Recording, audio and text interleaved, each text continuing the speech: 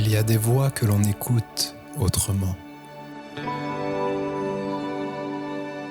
Des voix qui viennent du silence. Des voix qui ne cherchent pas à convaincre, mais à faire vibrer ce qui sommeille en nous. Serge Boutboul, auteur, enseignant et conférencier, transmet depuis plus de 30 ans des clés essentielles pour comprendre, ressentir et agir depuis notre vraie nature. Dans un monde qui bascule, où le chaos semble frapper à toutes les portes, une dose de réconfort, de confiance et de reconnaissance s'impose. Pas de recettes toutes faites, pas de croyances ancrées, mais une lumière intérieure nous indiquant la voie, telle une boussole qui ne se trompe pas. Installez-vous confortablement et préparez-vous à un échange pas comme les autres. Sur Âme Dessine, la plateforme des rendez-vous quantiques et holistiques.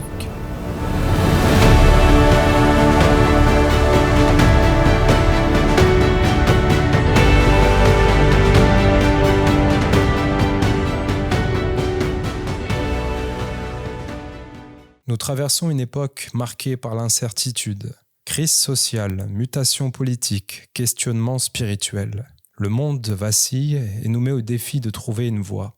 Pour la 3e fois, nous recevons un vieil ami. Élève et compagnon de Raymond Réan, il enseigne depuis des décennies comment éveiller nos facultés psychiques et bâtir une spiritualité authentique.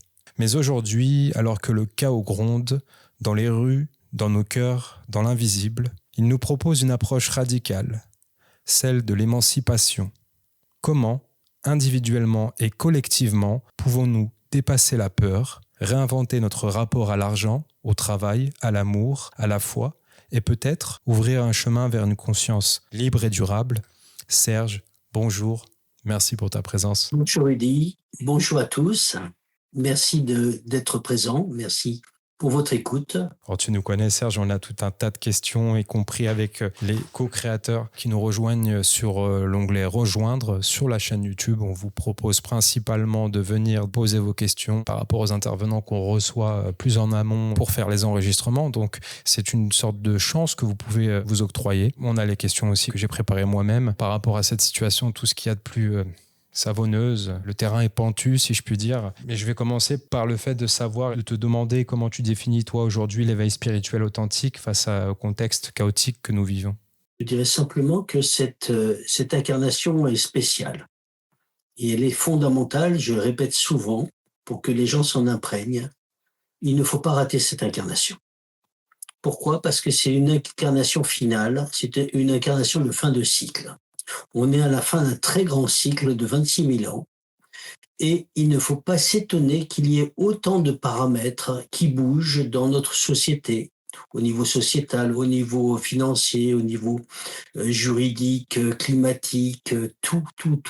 Une arrivée d'enfants venant d'autres mondes pour aider ce passage de la planète, une connexion qui grandit à une vitesse fulgurante, des ouvertures de facultés qui sont immédiates pour des gens qui ne connaissent pas, qui peuvent être athées un jour et le lendemain être ouverts sur l'invisible. Ce que nous vivons est une opportunité extraordinaire, malgré un monde qui devient de plus en plus énergivore.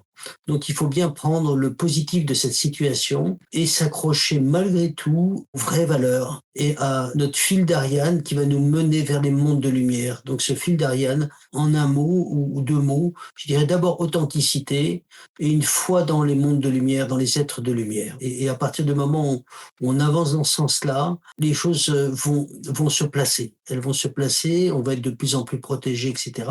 Et on va commencer à vivre dans le monde, mais ne pas être dans le monde. C'est un petit peu particulier ce que je dis, mais on va être dans ce monde parce qu'on ne peut pas faire autrement, notre corps y est, notre corps physique y est, mais intérieurement, on va être comme au-dessus et être moins atteint que les gens qui prennent les choses en pleine face. Ces dernières années, on entend souvent La phrase « réapprendre à ressentir », quelle posture concrète suggères-tu dans un monde hyper connecté et anxiogène?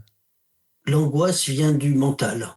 Des spécialistes au niveau de la santé disent 100% des maladies, disent-ils. Alors bon, je pense qu'il y a aussi, pas forcément 100%, mais que l'idée est quand même un petit peu dans ce sens-là, viennent du stress. Et d'où vient le stress? Eh bien, il vient 100% du mental, là, on peut dire. 100% du mental. Donc, mais aussi des problèmes de vie, etc. Et aussi des épreuves. Donc, effectivement, là aussi, je mettrai un petit peu un bémol, mais on est quand même à une bonne proportion du stress qui vient du mental. Donc, je reviens par rapport à ça, sur le fait qu'il faut sortir du mental. Il faut nous rappeler que nous ne sommes pas seuls, que nous n'avons jamais été seuls, que nous sommes accompagnés, que nous sommes guidés, que nous avons toujours été guidés, même si on était enfant et sans forcément avoir conscience de ce qui est spirituel. Tous les êtres humains sont guidés. Même les gens qui choisissent le mauvais côté du chemin, c'est un mauvais côté provisoire, ils reviendront plus tard. Mais c'est important de repérer simplement qu'on est aimé, hein, même si on est dans le chemin qui va vers le côté gauche quelque part. Tout le monde est aimé. On n'est pas aimé quand on est passé dans le mode lumière. Ça, c'est important. On est aimé depuis toujours en tant qu'être de lumière en devenir. Et là-haut, on nous voit déjà réaliser. Ça, c'est essentiel. Alors, récemment, j'ai été confronté à une situation un peu délicate. Une compagne de vie a tenu un discours assez improbable en me disant qu'il fallait absolument pas écouter son cœur. C'était une inspiration religieuse, bien entendu. Et elle était en train de m'expliquer que dans la Bible, le fait de ressentir, de suivre son cœur, c'était une mauvaise chose. Est-ce que finalement, il n'y a pas un problème avec les religions, les dogmes? Est-ce que tout ça est en train de se déconstruire au profit d'un meilleur avenir, peut-être d'un monde meilleur? Ou est-ce que c'est encore bien tenace et ancré? Alors moi, je pense tu me renvoies, Rudy, à une phrase de Ramana Maharshi, qui était l'un des plus grands sages de l'Inde, voire le plus grand, qui disait: l'esprit n'est qu'une étape, l'essentiel est le cœur. Et pourtant, en Inde, on va plutôt souvent mettre en exergue l'esprit, tout en sachant qu'il y a des êtres de compassion qui sont des bodhisattvas, mais on va mettre en valeur l'esprit. Et le fait qu'un être comme ça dise que l'esprit n'est qu'un intermédiaire est important. Effectivement, la porte des mondes de lumière, c'est le cœur, évidemment, évidemment. C'est pas la tête, c'est pas le mental. La porte du cœur, c'est la porte des mondes célestes. Qu'est-ce qui se passe dans les mondes d'en haut? Que dit le Christ? Laissez venir à moi les petits enfants et ne les en empêchez pas, car le royaume des cieux est pour ceux qui leur ressemblent. Et en fait, comme dit Monsieur Philippe, dans les mondes d'en haut, on a tout oublié, on a tout pardonné, on est comme des enfants.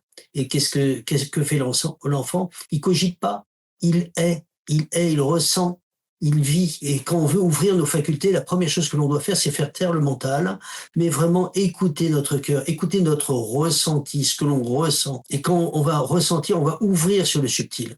Par contre, si on laisse parler dans notre tête, on a tout perdu. C'est là où cela devient anxiogène. Effectivement, certains s'évertuent à travers les médias à faire peur à tout le monde en disant voilà, il va y avoir un impôt là-dessus, et puis ça, et puis ça, et puis ça. Même pour respirer, vous verrez que vous paierez, etc. Donc, beaucoup de choses qui n'arriveront pas, mais c'est anxiogène et beaucoup de gens qui écoutent cela, qui y croient, parce que c'est quelqu'un qui a soi-disant une notoriété, eh bien, se font avoir. Il faut prendre du recul avec tout cela. Respect, hein, si certains écoutent, ils ont le droit d'y croire, hein, mais malheureusement, on le voit dans le temps, dans les actes, que ça ne tient pas la route et que ça ne marche pas comme ça. Alors effectivement, pour moi, il ne faut pas tomber dans la peur. Ne pas tomber dans la peur ambiante, ne pas rentrer dans cette peur qui est anxiogène, qui nous fait baisser notre vibration. Garder le contact avec les mondes de lumière, avec les êtres de lumière qui nous accompagnent et ne pas regarder l'eau trouble. Qu'est-ce qui, selon toi, rend spirituellement authentique au niveau de la démarche, par exemple?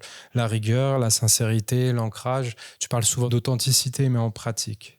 En pratique, je dirais de se surveiller, de s'observer, de ne pas être sous le joug du regard des autres. Et même si on est jugé, rester dans cette ligne droite qui est celle que l'on entend à travers notre conscience. Hein. Regarder nos pensées, nos paroles, nos actions. Mais avant tout cela, il faut regarder la racine de tout cela. Et la racine, c'est nos intentions. Quand nous faisons quelque chose, quand nous sommes en train d'avoir une attitude particulière à un certain moment, observons-nous. Est-ce que notre attitude est juste? Pourquoi ai-je eu telle réaction devant telle personne? Qu'est-ce qui m'a pris? Et là, il faut accepter de ne pas être aussi blanc et lumineux que l'on se croit, accepter notre petitesse, accepter que l'on a le nez un peu dans la farine, accepter ces petites choses que bon voilà, mais s'accepter et on ne peut pas à partir du moment où on part de notre base, on part du plus bas du bas, eh bien, on monte après parce qu'on accepte ce que l'on est. Parce que parfois, il y a des gens qui se voient très, très élevés en disant: «Moi, je suis tout en haut» et en fait, la vie va faire que les choses en plus de ça, il y a une accélération au niveau des expériences, des épreuves aussi et Ouais. ces gens-là se retrouvent, souvent, fracassés au sol parce que quand tu te prends pour ce que tu n'es pas, que tu es tout en haut et que tu n'es pas ça, que tu es tout en bas, en fait, beaucoup plus bas, malheureusement, la réalité nous rattrape et souvent, elle nous remet exactement à notre juste place. Et donc, il vaut mieux éviter cela en partant vraiment du niveau terre à terre et on ne peut que monter à ce moment-là. Donc, acceptons notre petitesse, acceptons ce que l'on est, acceptons d'être que des enfants, on n'est pas plus que ça, on n'est pas plus que ça. Ne nous faisons pas avoir par les néons des manèges. Hmm. Hein, on n'est que des enfants, on est guidés, on est comme des enfants maternels et on nous tient la main à droite, à gauche, parce que sinon, ça fait longtemps qu'on ne serait plus là. On a toujours été protégés, on a toujours été accompagnés.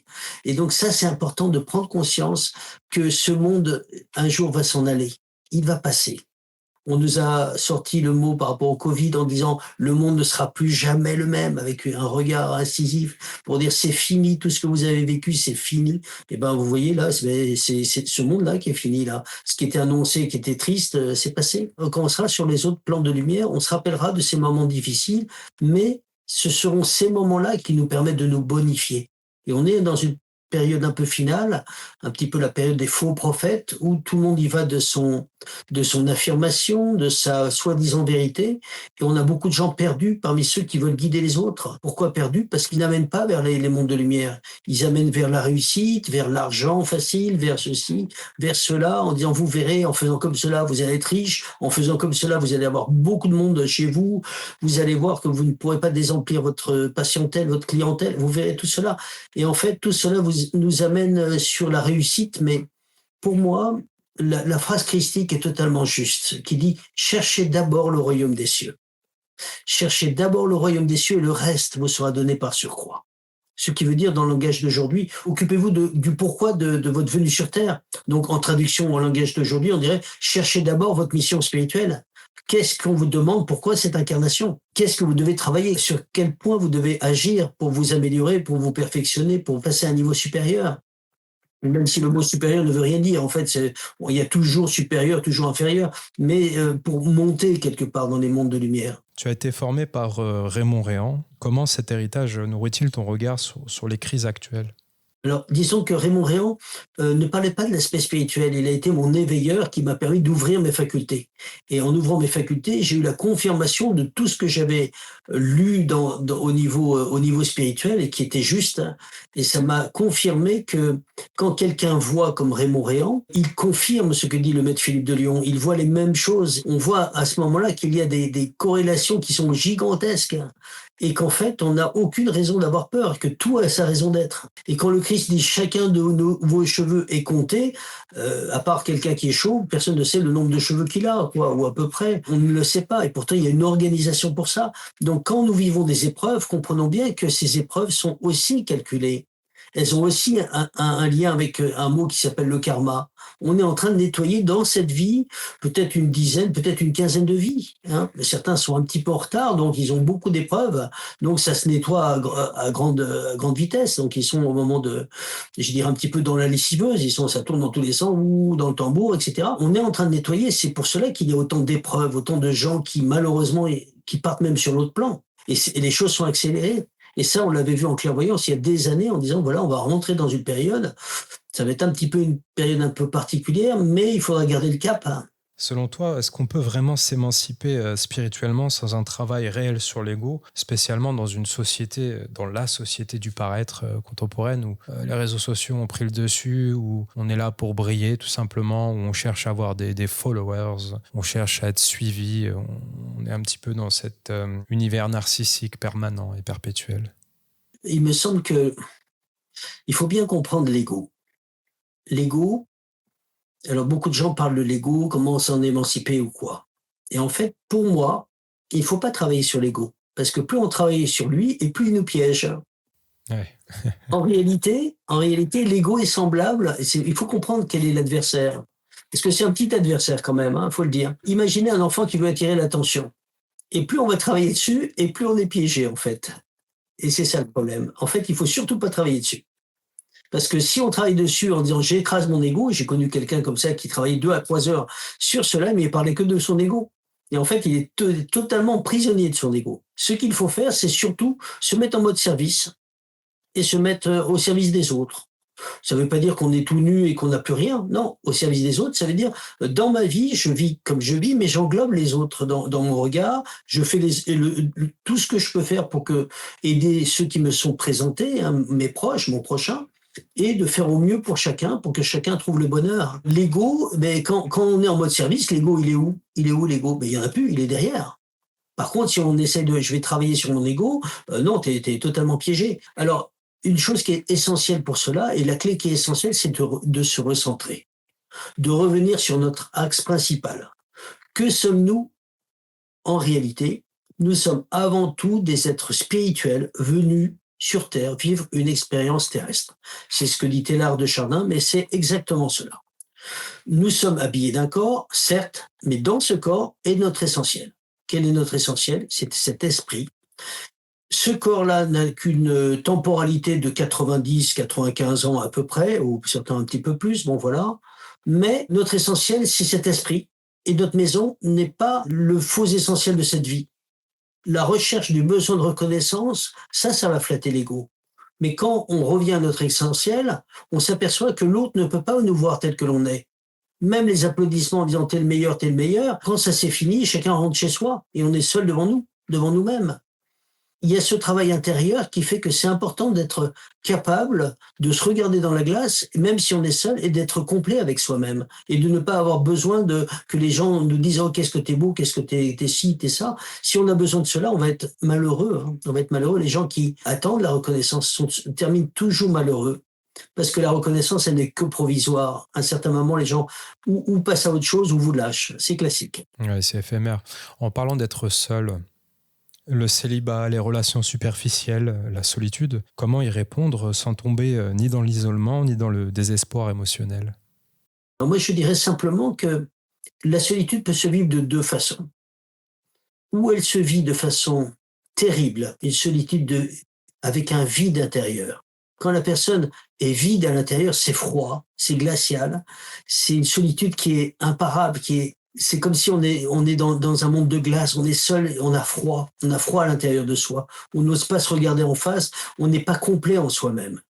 Et une solitude où on est rempli de la lumière. Et j'ai connu cette solitude et cette lumière, avec un L majuscule, nous remplit de joie. Et je convie à ceux qui ont un problème de solitude vraiment terrible, de ne pas projeter en regardant les autres, en disant oui, il est avec un tel, j'aimerais bien être à sa place. Non, de ne pas rentrer dans une jalousie qui pourrait être correcte, qui pourrait être juste, hein, parce qu'on n'a pas l'autre A, on dit oui, qu'est-ce que j'aimerais être à sa place. Ça peut se comprendre, bien sûr, mais plutôt de se remplir de la lumière. Alors, comment se remplir de la lumière? Alors, je vais dire un mot qui fâche, hein, certains ça les fâche parce qu'ils sont bloqués sur l'aspect religieux, mais ce n'est pas du tout du religieux. Ça s'appelle la prière. La prière, c'est je suis en communion avec là-haut, je me remplis de là-haut, je me remplis de la lumière d'en haut, je me remplis de joie, je me remplis du contact avec là-haut, je m'en délecte quelque part. Je suis avec des êtres qui m'aiment, je sens cet amour et cela me fait grandir en conscience. La société, on peut dire qu'elle est à flux tendu. Le burn-out est généralisé. Tout à l'heure, tu disais que certains parlaient de chimères, d'illusions, de choses qui n'avaient pas lieu d'être, mais pourtant la situation est telle qu'elle est actuellement. Il y a tout de même un contexte politique, social, très tendu. J'ai pas envie de tirer sur les ambulances, j'ai pas non plus envie d'aller dans la sinistrose ou d'être alarmiste, mais néanmoins, on est dans un pays où la fiscalité, j'en parle souvent, est à son paroxysme. On est un des pires pays au monde. On est dans un pays où le crime est de plus en plus développé. Le pire pays de l'OCDE, hein, Serge. Oui, oui. Tu m'avais dit que tu voulais pas qu'on aille sur les statistiques pendant cette émission et qu'on fasse trop de faits divers, mais c'est plus fort que moi, tu le sais. On est juste derrière l'Ukraine. Bon, l'Ukraine est un pays, c'est une zone de guerre, donc forcément. Et il y a quand même quelque chose dont on doit s'occuper peut-être d'une manière un peu moins individuelle et peut-être plus collective. Il faut prendre conscience que, effectivement, c'est un passage. Il faut surtout garder notre vibration élevée. Quel que soit ce qui est en train de se passer, quelle que soit la montée, et c'est une montée qui va être encore amplifiée dans les mois et les années qui viennent, de cette colère générale. On est en train d'assister à une montée comme d'une révolution, mais pas comme la révolution française, mais une révolution générale. Révolution des êtres humains, mais révolution aussi des élémentaux. Regardons simplement les tremblements de terre, ils sont plus forts qu'avant. Les vents qu'il y avait à 100 km/h qui faisaient peur à tout le monde, maintenant on est à des vents qui sont à 230, qui sont presque normaux. Et maintenant, ailleurs, on a entendu en Chine des vents, je crois avoir entendu 400 à l'heure, 400 km effectivement. C'est énorme, c'est la vitesse d'un TGV. Voilà. On parlait aussi de tremblement de terre il y a des années, j'ai remarqué ça. On parlait de magnitude 7 maximum et maintenant on est à 8,8. Et c'est en train de monter, de monter, de monter. On a des choses qui sont en train de bouger sur toute la planète, même au niveau climatique. On voit ces canicules qui deviennent annuelles. Hein. On voit ces canicules qui sont en été. Disons, on n'a jamais atteint ça. Là, il fait 50. Là, il fait ça. Là, les gens sont en train d'être déshydratés. Les gens meurent de... On n'a jamais connu cela. On est en train de passer dans une période un petit peu un goulet d'étranglement. Et tout est en train de bouger et nous sommes aussi en train d'être transformés dans notre corps. J'ai une amie qui m'a rappelé quelque chose, effectivement, qui est dans un livre de Ned Dougherty, alors je voudrais vous le signaler, qui est important. C'est quelqu'un qui a vécu une NDE, l'une des plus grandes NDE qui soit, donc expérience de mort imminente ou expérience, aujourd'hui on dirait de mort rapprochée. Et Ned Dougherty était un cocaïnomane, quelqu'un qui faisait partie de la jet set américaine, quelqu'un qui était dans la cocaïne, dans le sexe, dans l'alcool et bien d'autres choses. Voilà. Alors il a une discothèque qui est très connue sur les hauts de Los Angeles. Il apprend que son associé essaye de vendre la boîte dans son dos. Et donc, il est tellement en colère qu'il essaye de l'étrangler de l'autre côté de la rue. Et comme par hasard, à ce moment-là, il a comme une crise cardiaque et il se retrouve sur l'autre plan. Et il voit des milliers de gens qui disent « on t'aime », alors qu'il était en train de besogner fortement. Voilà. Et donc, à ce moment-là, il va parler d'un être qu'il appelle le magnifique, etc. Et il va parler de la femme de lumière qui va lui expliquer des choses de l'avenir. Et le livre s'appelle Voie express pour le paradis, au jardin des livres. Alors la première partie, il parle un peu de sa vie, où il était athée, etc. Et après, il bascule sur qu'est-ce qu'il a vécu. Pour info, il a décrit le 11 septembre en disant, voilà, il va se passer quelque chose à New York et il va se passer aussi à Washington.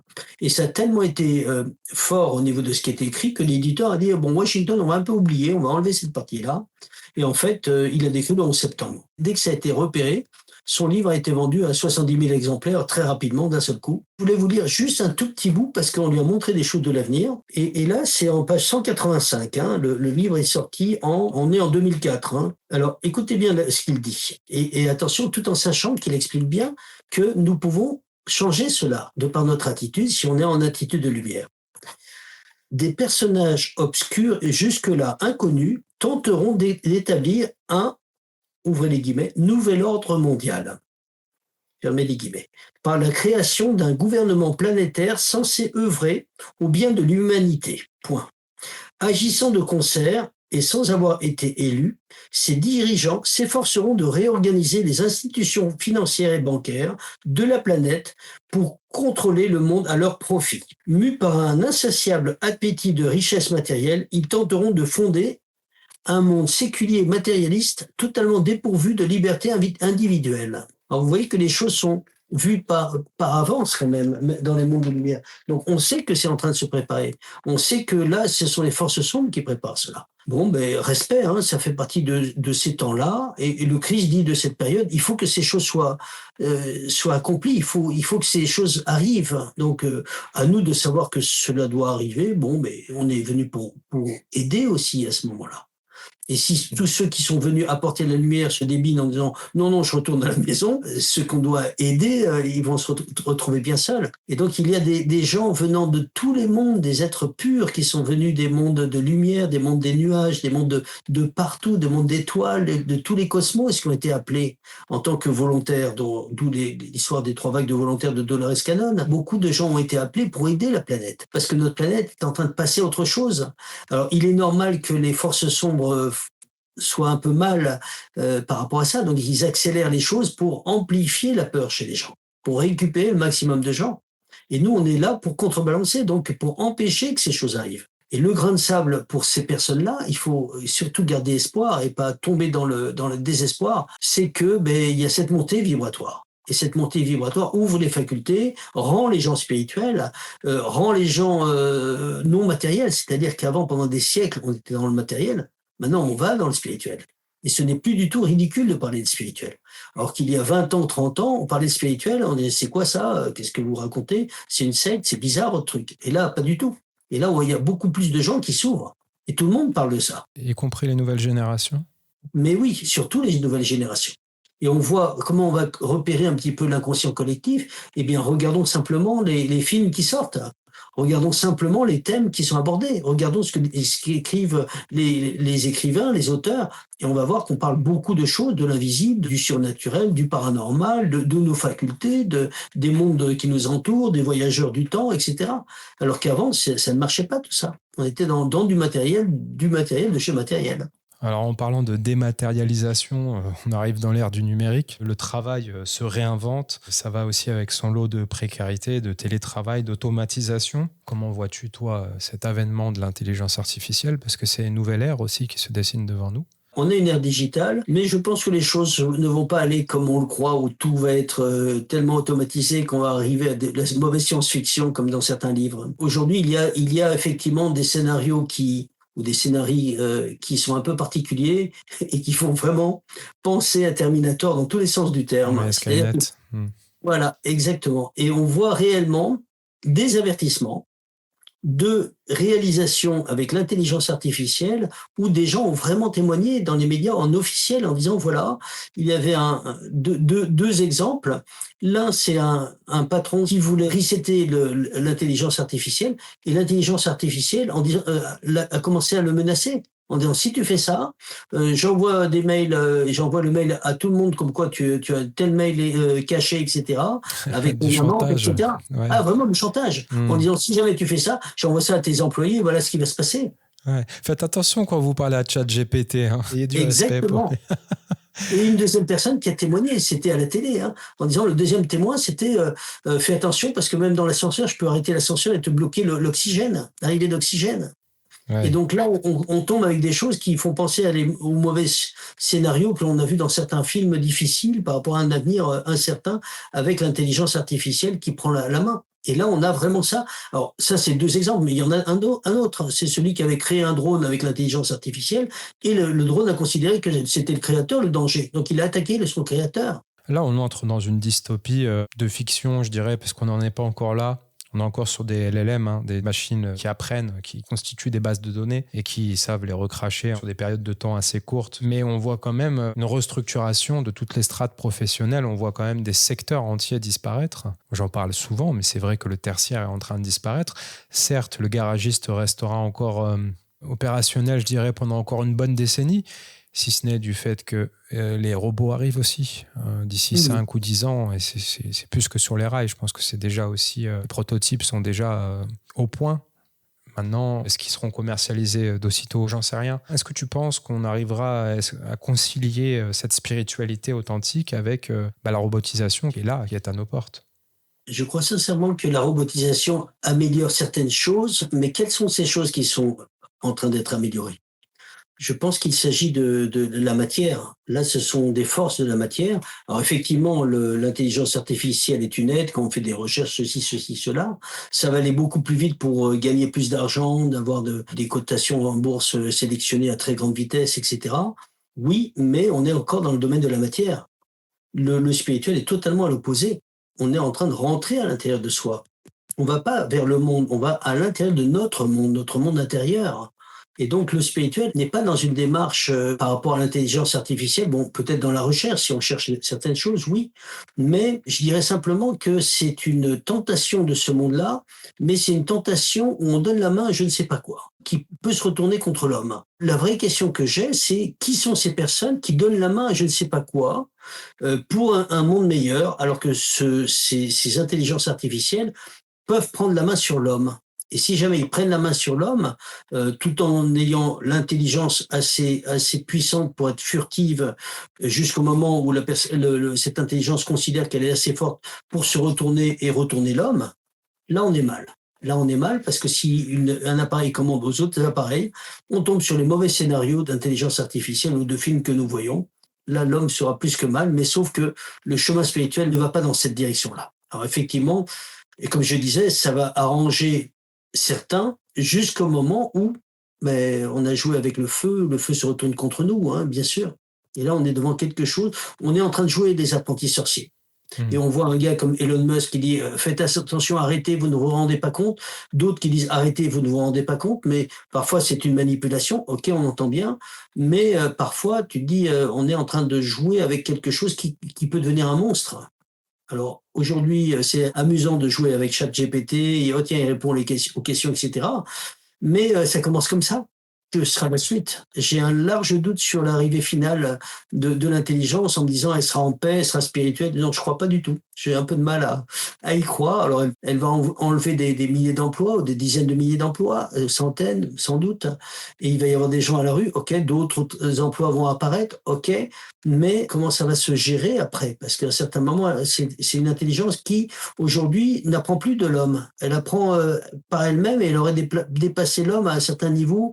Pas partout, bien sûr, mais sur certains niveaux, elle a largement dépassé l'homme. Et donc, c'est très, très embêtant si ça n'est pas fait avec l'éthique. Hein. Je pense à la phrase de Rabelais, science sans conscience n'est que ruine de l'âme. Et j'ai bien peur qu'on arrive à la ruine de l'âme, c'est-à-dire que là, on ramène les gens vers l'extérieur, alors que le spirituel nous amène vers l'intérieur. Et donc ça, c'est important. Et pour moi, il est important de se rappeler que ici, c'est qu'un passage. Hein. Et donc même s'il y a l'IA, même s'il y a machin, même s'il y a la 5G, c'est qu'un passage.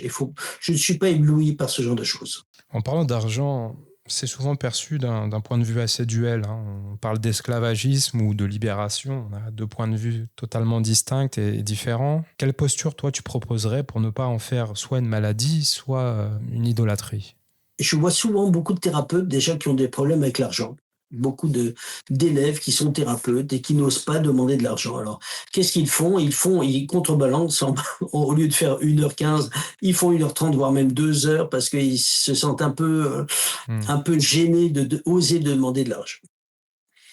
Je pense à la phrase de Saint Paul qui dit tout travail mérite salaire. Ça, c'est important.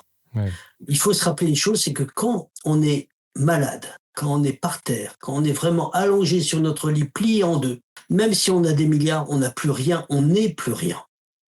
Et à ce moment-là, on se rend compte que si on pouvait être guéri, ça n'a pas de valeur. C'est immense. C'est pas que ça n'a pas de valeur. C'est tellement immense d'être en forme, d'être heureux, d'être bien, qu'on s'en rend compte que quand on est malade. Et donc ça, c'est essentiel de repérer cela. Et donc que l'argent est un moyen. Et le jour où, et on va un peu vers ça, le jour où les choses vont s'effondrer, qu'est-ce qui va se passer? Eh ben, ça sera plus l'argent, puisqu'il y aura plus ce moyen d'échange. Ça sera l'échange, tout simplement. Je te donne 2 poireaux, tu me donnes 4 pommes de terre, je te donne 2 oranges, tu me donnes 2 kiwis, et voilà, tout le monde va s'y retrouver comme ça. Mais l'argent est juste un moyen d'échange. Le problème vient du fait quelle est notre vision de l'argent. Si ta vision, c'est avec l'argent, j'écrase tout le monde, je suis le meilleur, regardez mon compte en banque, moi, j'ai tout ça, effectivement, on est piégé. On est piégé, et je pense simplement à l'aspect spirituel, la vision spirituelle des plans de lumière par rapport à l'argent. Dans les plans de lumière, on considère que c'est la vision qui piège. Avec 20 euros, on peut être riche dans le mauvais sens du terme. Pourquoi? Parce que si on dit c'est 20 euros, c'est à moi, regardez-moi, j'ai ces 20 euros. Là, on est comme un riche dans le mauvais sens du terme. Par contre, dans l'autre sens, on peut être pauvre, un pauvre en esprit, même si on a 20 milliards. Parce que on s'en fiche. On a ça, mais c'est un moyen. Le jour où je partirai, je partirai. C'est le regard des choses qui est important, qui piège ou qui grandit. Et si on a un regard faussé sur l'argent, en disant regardez, vous allez avoir plein d'argent, vous verrez, ça va tomber toutes les minutes. Et on a ça sur les médias. Et là, c'est terrible parce qu'on piège les gens et c'est faux. C'est faux, les gens tombent dans le désespoir quand ont été trompés lamentablement, qu'ils ont donné tout leur argent. Je trouve ça terrible, il y a une responsabilité de ces gens-là. Et nous sommes vraiment dans la période des faux prophètes, où les gens disent donne-moi ton argent, donne-moi et tu vas voir cette clé, tu n'auras même pas le temps d'aller aux toilettes. Eh oui, bien sûr, évidemment. Et après, on voit le résultat et on voit qu'on nous raconte des choses, c'est terrible. On parle d'économie solidaire, collaborative, frugale. Quelle intégrité intérieure faut-il pour y adhérer pleinement? Est-ce que c'est une solution d'émancipation selon toi? Alors, dans les temps qui viennent, c'est ce que disait aussi Nadine Dougherty, mais c'est exactement ce que l'on avait vu en clairvoyance. Il va y avoir des communautés spirituelles et des gens qui vont être dans la paix, dans la joie et qui vont retrouver la joie. Aujourd'hui, on est en train de perdre la joie. Et donc, le problème de collectivité, c'est qu'il faut que tout le monde soit dans un même esprit. Il ne faut pas qu'il y ait de l'égoïsme. Et ça, si on est dans un même esprit, dans un même cœur, c'est extraordinaire. Parce que voilà, il ne faut pas qu'il y en ait un qui prenne la main sur les autres. Et tant qu'il y a du petit moi qui la ramène, excusez-moi le terme, eh bien, on est piégé. On est piégé, donc il faut vraiment avoir conscience que pour que ça marche, il faut être tous dans le cœur, on est tous des amis, on est tous des frères et des sœurs d'âme. Personne ne prend une tête au-dessus des autres, on est tous pareils. Et à partir de ce moment-là, là, on peut construire sur du solide. On est dans l'amitié. Alors bien sûr, on est des êtres humains, les rapports humains, c'est ce qu'il y a de pire. Mais si on est dans le cœur, on se pardonne, on passe à la suite, on passe à autre chose. Mais il faut que tout le monde ait un petit peu fait le travail de pardon, de regard collectif où on englobe les autres et de regard d'amour quelque part. Justement, face aux inégalités et à la compétition inhérente à tout ce qui se passe autour de nous, comment construire une conscience du collectif qui n'ignore pas la réalité du mental? Alors cette montée vibratoire est en train de le faire. Il y a beaucoup de gens qui avancent là actuellement, beaucoup de gens qui bougent, beaucoup de gens qui se mettent en marche. Alors là, je parle de spirituel, hein, je parle aussi de développement personnel. C'est important le développement personnel. Pourquoi? Parce que pour certains qui ont besoin d'être rassurés, d'avoir confiance en eux, ils ont besoin de quelqu'un qui va les aider, parfois en coaching, en disant voilà, si tu peux, mais il faut pas non plus être le meilleur pour écraser les autres en disant regarde, t'es le meilleur par rapport à d'autres. Là, on n'est pas bon. C'est pas du bon coaching, ça. Par contre, regarde, tu y arrives toi aussi, voilà, là c'est bien. Mais donc le développement personnel est important. Le développement spirituel, c'est la suite, c'est la continuité. Donc en étant vraiment dans cet aspect de regard collectif, dans le fait qu'on est tous un, on est tous des frères et des sœurs d'âme, et quel est le but? C'est de se rappeler qu'après, on sera tous là-haut pour ceux qui veulent avancer sur le chemin. Et donc, si on revient sur notre axe, nous sommes tous des frères et des sœurs d'âme. Et pour l'instant, on a un corps. Pour l'instant, le corps est habillé comme ça. Là-haut, on n'a plus besoin de voiture, on n'a plus besoin. On est dans notre essentiel. Et quel est notre essentiel? C'est pas ce corps. Donc, faut pas rater cette mission pour 90 ans de gloire où on a besoin d'être adulé par les autres. On va rater la porte qui nous mène au grand monde de lumière et d'amour et des mondes magnifiques. Donc, il est important de revenir à notre essentiel et d'oublier un petit peu tout ce qui n'est que provisoire, tout ce qui n'est que plaisir temporaire ou illusion d'être adulé, hein, parce que ceux qui recherchent ça, c'est d'une tristesse malheureusement, parce qu'ils vont voir que tôt ou tard, ils vont tout perdre. Hein. Ils vont tout perdre parce que personne ne peut vous aduler en permanence. Hein. À un certain moment, c'est l'heure de dormir, ou à un certain moment, la vie elle tourne et vous n'êtes plus le centre. Donc tous ceux qui sont dans cette optique-là, je vous propose réellement de changer en disant, rappelez-vous, il faut être complet, soyez complet en vous-même. Aimez-vous, mais ne recherchez pas la reconnaissance des autres. Et si on doit être reconnu, il n'y a rien de tel que les êtres de lumière qui nous voient dans notre réalisation totale, dans notre totalité pour être reconnus. Mais si nous pouvons encore même nous passer de cette reconnaissance, c'est bien. Mais on a besoin d'être reconnu, c'est humain, c'est normal, on a besoin d'être important. On est reconnu par les êtres de lumière qui nous voient notre réalité et qui nous aiment, hein, donc malgré nos défauts. Hein. J'y reviens, Serge. Spiritualité, religion, opposés, complémentaires désorientés, c'est quoi la différence selon toi? Pour moi, la religion est je dirais un petit peu Une béquille? non, je veux dire, c'est simplement la réception de ce qui vient en tant que spirituel. La spiritualité vient d'en haut et la révélation, la religion, religérée, hein, vient d'en bas. Et nous avons tous besoin de croire. Karl Marx disait la religion est l'opium du peuple, mais c'est pas faux. Parce qu'on a tous besoin de croire en quelque chose. Et ça, c'est humain. Alors, il y a des gens qui le renient, qui se veulent être athées, c'est le respect, hein, chacun son point de vue. Quand on est petit, on a besoin d'un doudou, etc. Et en fait, il y a eu des êtres qui sont venus d'en haut, qui sont venus sur Terre. Et ils sont venus expliquer ce qu'était les mondes de lumière, ce qui était le but d'aller là-haut, d'aller dans les mondes d'en haut, et que tous ces mondes qui sont magnifiques, qui nous attendent, sont notre essentiel. C'est ça qu'il faut revenir. Hein, je disais tout à l'heure, cherchez d'abord le royaume des cieux et cherchez d'abord ça. C'est ça votre essentiel. N'oubliez pas que vous êtes ça.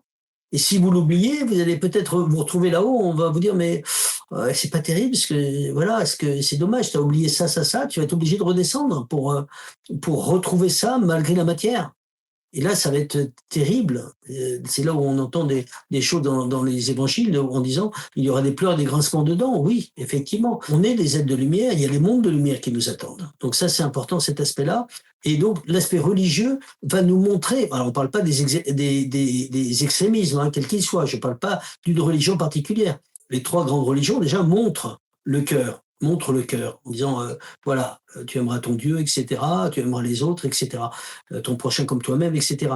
Mais qu'est-ce que c'est le spirituel? Le spirituel, c'est le cœur de ce qui doit être vécu, c'est le cœur de ce qui est montré, c'est le cœur de l'authenticité, c'est le cœur de je ne juge plus les autres. Pourquoi? Parce que c'est mon frère, c'est le cœur de tout ça, c'est le cœur du chemin, c'est le cœur des mondes de lumière. Et c'est la porte du cœur. Et pour revenir à ce que tu disais, Rudy, tout à l'heure, le cœur, oui, c'est par le cœur que l'on va là-haut, et pas autrement. C'est pas par le mental, surtout pas par le mental. Le mental nous apporte l'angoisse. Et aujourd'hui, il y a cette séparation entre ceux qui sont dans le mental et qui vont flipper un maximum, parce que ça va flipper un maximum, puisqu'à chaque fois on en rajoute pour faire mousser, et l'autre côté, ceux qui écoutent leur cœur et qui écoutent leur ressenti, comment je me ressens, malgré le monde ambiant. Voilà. Justement, le cœur a largement été diabolisé, et dans le chaos actuel, ça rejoint ma question précédente, attentats, fanatisme, intolérance en tout genre. Comment on peut réhabiliter le sacré sans retomber dans le dogme, dans la censure, dans l'aspect sectaire de tout ça? Je dirais simplement d'écouter son cœur. Je reviens encore sur le cœur. La clé, elle est là, ici, le chakra du cœur. Et ça, c'est important. Quand on avance dans l'authenticité, dans la vérité intérieure, même si on a le nez sale et qu'on accepte d'être mis en cause, hein, je dis bien accepter, avec discernement. Parce qu'il y a des gens comme ça qui sont là pour nous casser. Si on les écoute, c'est fait pour nous casser. Mais si on voit des gens sincères qui nous disent Serge, c'est là-dessus que voilà, moi je vois ça, et que c'est sincère, s'il vous plaît, écoutez-le. Écoutez-le, parce que c'est une chance, c'est une opportunité qui va nous remettre sur les rails. Alors bien sûr, est-ce qu'on est prêt à l'entendre? Ça, c'est autre chose. Je vois la phrase de Lao Tzu. Lao Tzu a deux phrases. Et il dit, dites la vérité, mais dites-la de manière suave. Et il dit une autre phrase, dites la vérité et vous vous ferez haïr. Vous voyez? Donc il y a des gens qui ne sont pas prêts à entendre la vérité. Mais le chemin de vérité nous oblige à être capable de l'entendre. Même si ça nous montre qu'on n'est pas super glorieux, super lumineux, et qu'on n'est que des petits bonhommes qui sont pleins de défauts, et qui retombent dans leurs défauts, qui essayent de sortir de là, et qui sont encore piégés par leur petit moi. Mais à partir du moment où on reconnaît cela, on a déjà fait une partie du travail. À partir du moment où on accepte notre petitesse, on accepte aussi que on est là que de passage. Ça, c'est extraordinaire au niveau spirituel. Parce que si on sait que ici c'est un passage, donc ma maison c'est pas ici, hein, c'est pas ici ma maison. Ma maison c'est là-haut, et là-haut c'est pour l'éternité. Et donc si je sais que, et donc pas qu'un endroit, on va continuer à monter dans les mondes de lumière, etc. Et il y a des mondes à l'infini. Et donc si je sais que ici c'est que provisoire, je vais changer d'axe. Je vais dire, ok, j'ai plus besoin du regard des autres qui me disent, ah, Serge, qu'est-ce que t'es beau, qu'est-ce que t'es grand, t'es ci, t'es ça, t'es ça. Je vais même ne rien en avoir à faire d'avoir une super grosse voiture avec des spots qui s'allument, machin, parce que ça nourrit pas trop la conscience. La conscience est très exigeante. Alors même si vous avez votre Mercedes qui s'allume en vert, en bleu, en rouge, c'est merveilleux, c'est du cuir, regarde, mais qu'est-ce qu'on s'en fout? Qu'est-ce qu'on s'en fout? Voilà, que t'aies une bagnole d'occasion, à partir du moment où elle roule et qu'elle tombe pas en panne, alléluia, quoi, quelque part. Mais on revient à cet essentiel qui va nous permettre de rester nous-mêmes.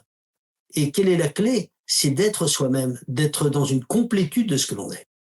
Donc à partir du moment où on est complet, qu'on n'a plus besoin du regard des autres, on commence à rentrer dans un bonheur. On commence à rentrer dans des valeurs intrinsèques, des valeurs éternelles. Et je n'ai pas besoin, et je le souhaite à tous ceux qui avancent dans le spirituel, d'être avec les autres sans être dépendant des autres. Donc là, on devient complet. Les symboles transreligieux évoluent. Lequel t'émeut encore aujourd'hui et pourquoi ? Je dirais la résurrection, effectivement. La résurrection me plaît énormément parce que c'est très lumineux, c'est très joyeux.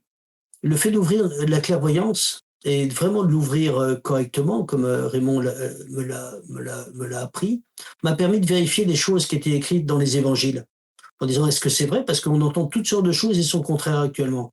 J'ai voulu voir certaines choses en disant est-ce que c'est réel? Est-ce que ça s'est réellement passé? Oui, ça s'est réellement passé. J'ai encore l'image là, 20 ans après. J'ai encore 25 ans après. C'est encore là. Quand on voit des choses par clairvoyance, ça s'imprime comme si on les avait vues physiquement. Et on s'aperçoit de certaines réalités qui peuvent être déformées à travers l'aspect religieux, mais qui n'ont pas été déformées.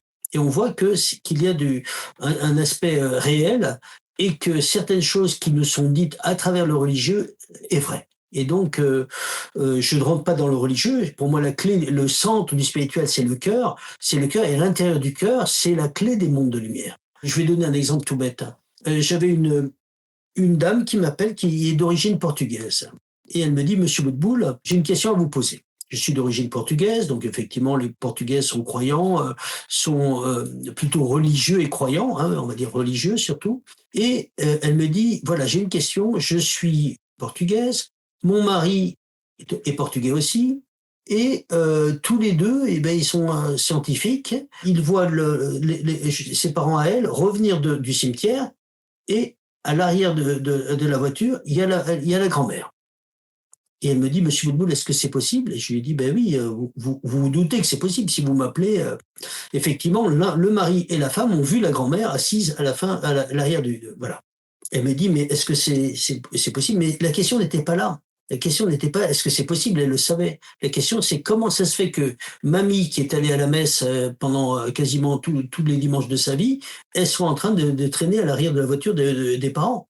Et donc moi, je me connecte à ce moment-là, je regarde, et j'ai dit, est-ce que votre grand-mère n'était pas médisante? Parce que j'avais vu ça. Et elle me dit, c'était exactement ça. C'est-à-dire qu'elle est en train d'être à la messe ou à l'office, et juste après, c'est la fin, et elle est en train de taper sur la voisine, dire du mal de l'autre côté, de dire l'autre, elle est comme ça, elle est pourrie, voilà. Et donc, on a quelqu'un qui a écouté un sermon en disant aimez-vous les uns les autres, et elle les aime en poum, voilà, et poum, voilà, voilà. Effectivement, ça peut pas aller dans les mondes de lumière. Et là, on voit la personne qui s'est arrêtée au religieux. Hein, et ça me fait penser réellement à ce proverbe chinois que je cite parfois. Quand le sage montre la lune, le fou regarde le doigt, il s'arrête au doigt. Alors, voilà. Sauf que c'est pas ça. Le religieux te montre le spirituel. Mais certains s'arrêtent au doigt. Et donc, ils vont pas regarder le spirituel. Et c'est le spirituel qui est important. C'est ce qu'on est en train de te dire, c'est l'amour des autres. C'est l'amour de tous, d'être dans le un avec tout. Et là, tu vas monter dans les mondes de lumière. Qu'est-ce que l'on a comme exemple dans les religions? On a des gens qui transcendent. Dans le religieux, on a des gens qui vivent des lévitations de folie, qui vivent des états extatiques parce qu'ils vont dans les mondes, qui vivent des choses de fou. Et c'est tellement fou que la réalité là prend 10 000 couleurs alors qu'elle devient grise et fade aujourd'hui. Mais il y a d'autres choses donc, que la plupart des gens ignorent. La vie est beaucoup plus belle, beaucoup plus grande que tout ce qu'on peut imaginer. Parlant d'une vie beaucoup plus vaste par rapport à notre imaginaire collectif et par rapport à un sujet sur lequel on t'a pas beaucoup entendu, les ovnis, l'exopolitique, comment tu appréhendes ces thèmes avec discernement notamment? Je dirais que c'est un sujet qui fâche parce qu'on a tellement été formaté qu'il y a des gens, dès que tu parles de ça, ils ont les poils qui se hérissent parce qu'on leur a appris, comme Pavlov, à avoir les poils qui se hérissent dès qu'on parle de ça. Depuis que le monde est monde, ils sont là. Il faut le savoir. Et de plus, tous les plans, tous les mondes sont pleins. Tout est plein. Les plans de l'astral sont pleins. Il y a du monde partout. Et certains disent, mais comment ça se fait? On a 7 milliards d'individus, jamais on est... Mais non. 7 milliards, c'est comme si tu disais 2 par rapport à des milliards et des milliards. Il y a des infinis, donc on n'est qu'un petit grain de sable et 7 milliards, c'est rien. C'est rien. Donc il faut savoir qu'il y a du monde partout, mais dans l'invisible. Mais il y a parfois aussi des êtres qui sont dans le monde physique et qui sont là. Oui. Et c'est une réalité, bien sûr. Est-ce qu'il n'y a pas une dose de vigilance spirituel, bon, on va encore employer ce mot-là, on l'a beaucoup employé, hein, euh, qui conviendrait dans un monde où se mêlent fantasmes et réalité technologique. Bien sûr, je suis sans arrêt en train de recevoir des mails dont certains qui sont dont les personnes ont perdu toute vigilance et donc ils imaginent qu'ils sont ceci, qu'ils sont cela, etc.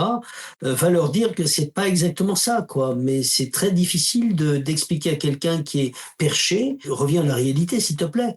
Et donc c'est parfois difficile, mais tout en cherchant bien la vérité, rappelons-nous simplement, imaginez simplement qu'il y a autant de monde, je parle physique, hein, que de grains de sable sur notre planète. Prenez simplement une poignée de sable, et c'est même pas la limite, on ne connaît pas la limite. Regardez simplement dans combien de grains de sable vous avez, vous pouvez même pas les chiffrer.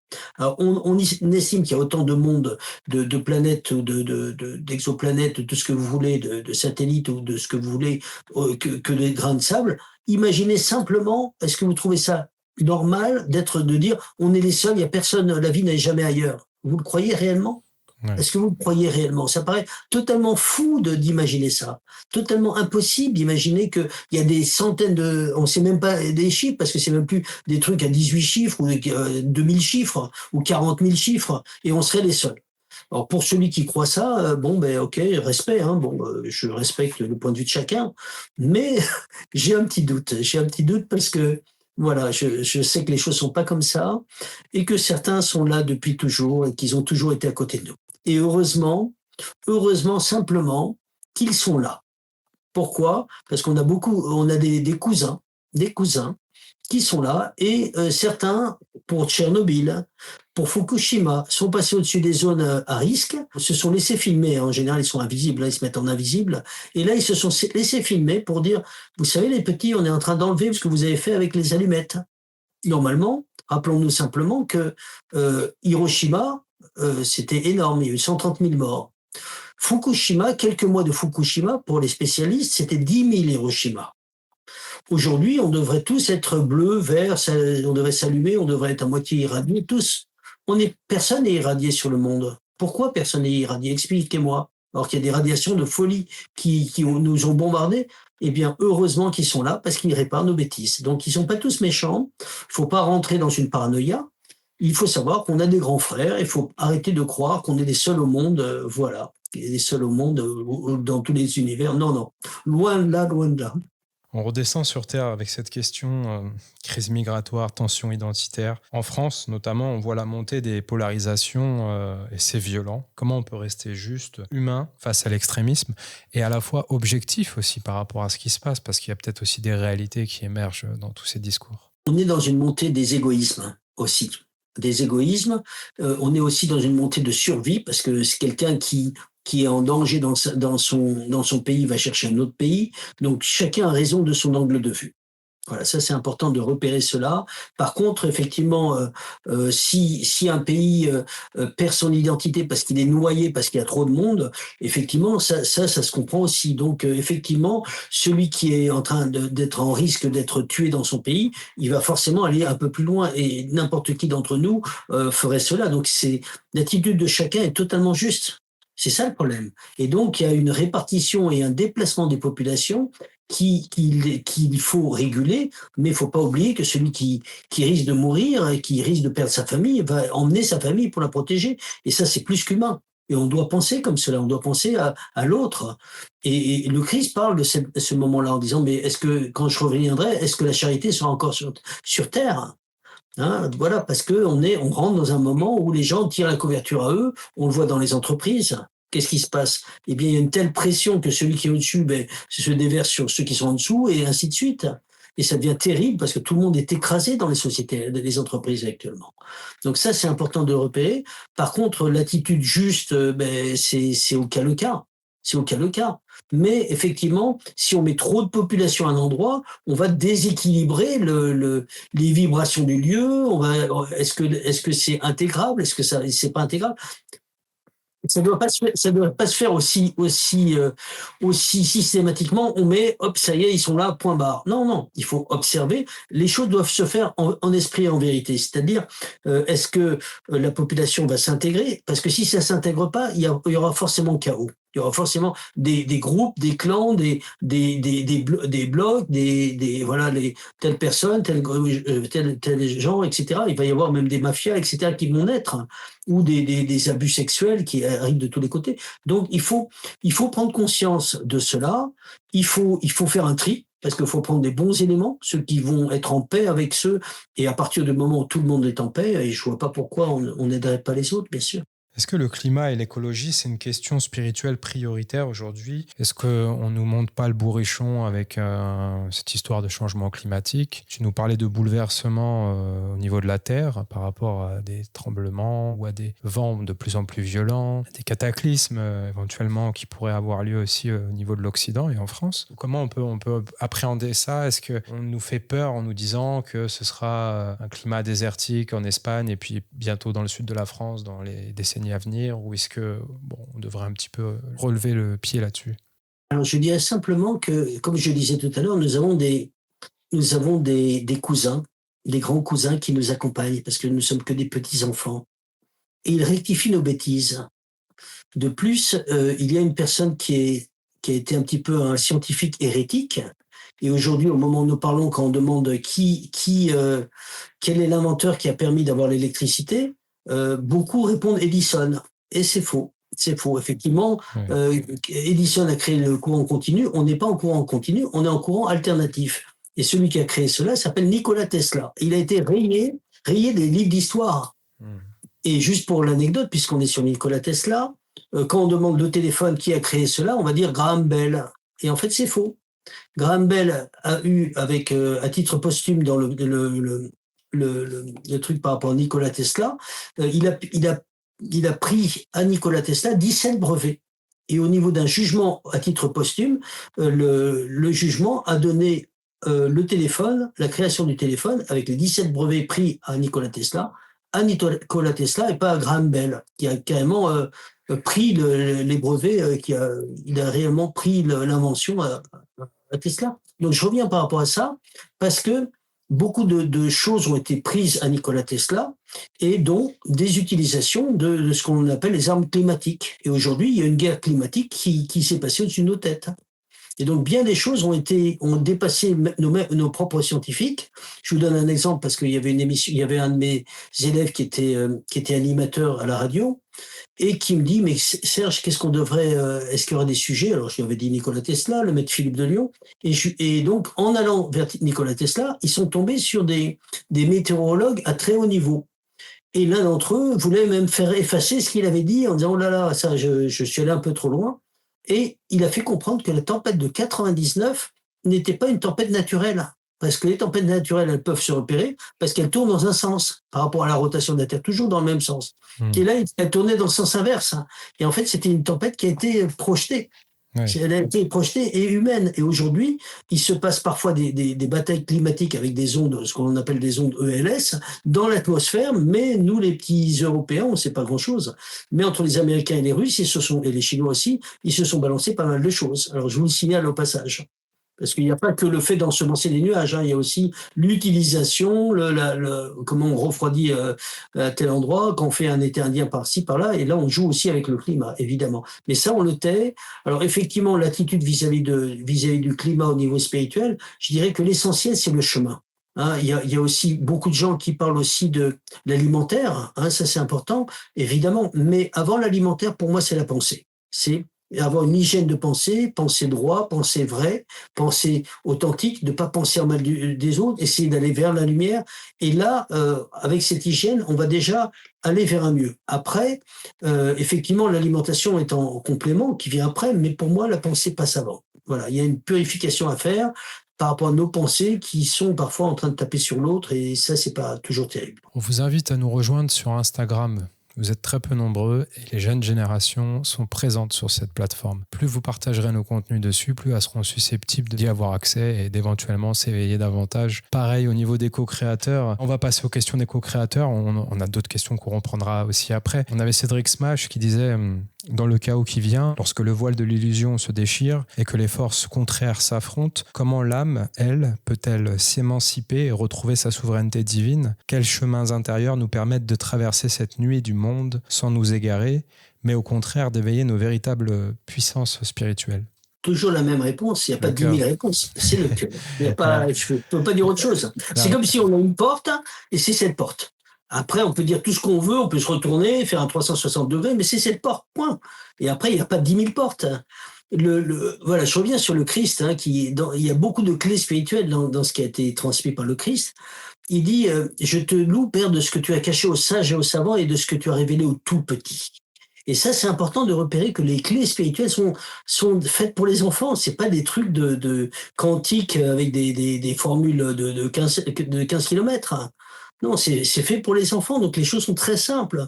Et ce qui est d'en haut est très très simple. Donc il faut pas se prendre la tête. Il faut écouter son cœur, écouter cette partie-là, son ressenti. Qu'est-ce que je ressens? Comment je me sens? Est-ce que c'est vrai? Est-ce que c'est faux? Et plus on va être dans l'authenticité, plus ce filtre va nous permettre d'avoir vraiment un radar. Il va nous permettre vraiment de discerner ce qui est vrai de ce qui est faux, les erreurs de ce qui est du reste, et on va rentrer dans une intuition de plus en plus fine qui va nous permettre de discerner les livres que nous lisons, les rencontres que nous avons, à qui nous avons affaire, au-delà du voile des apparences. Et ça, c'est important parce que dans un monde où tout le monde est perdu, celui qui est intuitif, eh bien, il a un phare. Il éclaire la route, alors que les autres sont dans le noir. Pourquoi ils sont dans le noir? Mais parce qu'ils sont le résultat de leur pensée.